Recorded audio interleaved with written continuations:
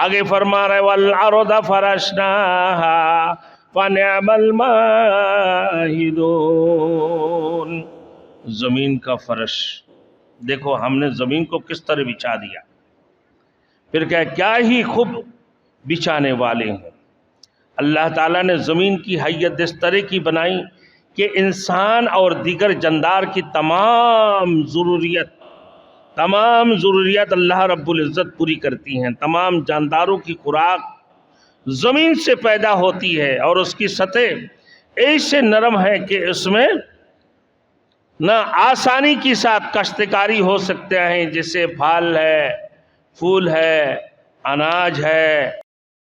Thanks for watching. Don't forget to like, comment, share and subscribe to Maulana Habibullah Ruhani Official. فرمایا آسمان کی تخلیق کوئی بڑی بات نہیں ہے، وَإِنَّا لَمُوسِعُونَ، اللہ رب العالمین فرماتے ہیں ہم ہر چیز پر قدرت رکھنے والے ہیں، ہم اس سے بھی بڑی بڑی چیزوں کو بنانے کی طاقت رکھتے ہیں۔ آگے فرما رہے وَالْأَرْضَ فَرَشْنَاهَا فَنِعْمَ الْمَاهِدُونَ، زمین کا فرش دیکھو ہم نے زمین کو کس طرح بچھا دیا، پھر کیا ہی خوب بچھانے والے ہیں۔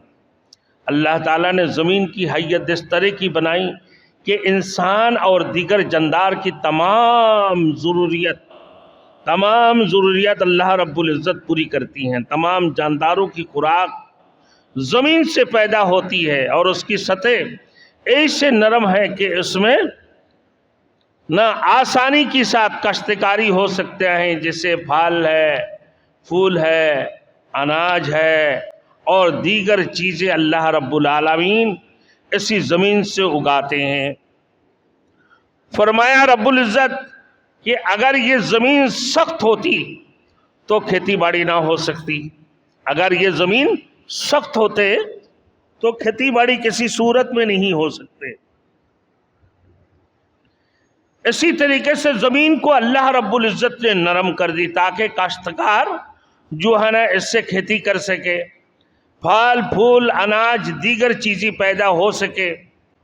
اور یہ اللہ رب العزت نے اتنی نرم بنا، اگر زیادہ نرم ہوتی تو یہ بھی اس کے اوپر ٹکنا مشکل ہو جاتا۔ کیوں بھائی؟ اگر زیادہ نرم ہوتے اس میں بھی ٹکنا مشکل ہوتا، زیادہ سخت ہوتا اور پھر اس میں کوئی کھیتیاں نہیں ہوتی، پتھریلی جگہ پر کوئی کھیتی ہوتی ہے، لیکن اللہ نے ہموار کر کے زمین کو بچھا دیا، اور کیا ہی بچھانے والے ہیں۔ میرے دوستوں، زمینی مخلوق کی اللہ رب العزت نے جتنی زمینی مخلوق کو بنایا، اس کی مصلحت کی عین مطابق اللہ نے زمین کو بنا دی ہے اور اس کی فرش کو بنایا اور اس کو ہموار کر کے بچھا دیا۔ اسی طریقے سے فرش اللہ نے فرمایا کہ یہ زمین، جب سائنسداں آج کل تحقیق کرتے ہیں میرے دوستوں،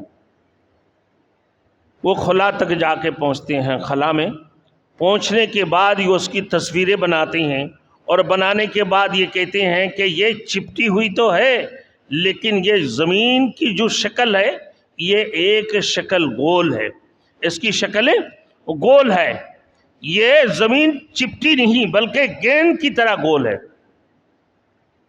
بلکہ گیند کی طرح یہ گول ہے، اور شمالی اور جنوبی قطبین کی قریب نہ چپٹی ہوئی ہے۔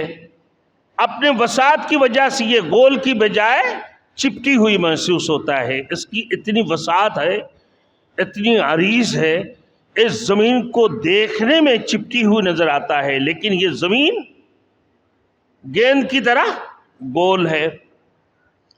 آج کل سائنسدان خلا میں جا کر جب خلا کی سفر کرنے لگتے ہیں تو اس کی تصویریں بناتے ہیں، اور بنا کر بالکل نہ اس صورت اسی انداز سے دکھاتے ہیں کہ زمین ایک گول ہے اور یہ گیند کی طرح نظر آتے ہیں، جس طرح ہمیں زمین سے چاند اور سورج، ستارہ کواکب دیگر چیزیں گول نظر آتا ہے۔ اسی طریقے سے وہ جب خلا میں پہنچتے ہیں پھر زمین کو بھی دکھتا ہے کہ یہ چپٹی ہوئی نہیں بلکہ یہ گیند کی طرح ایک گول ہے.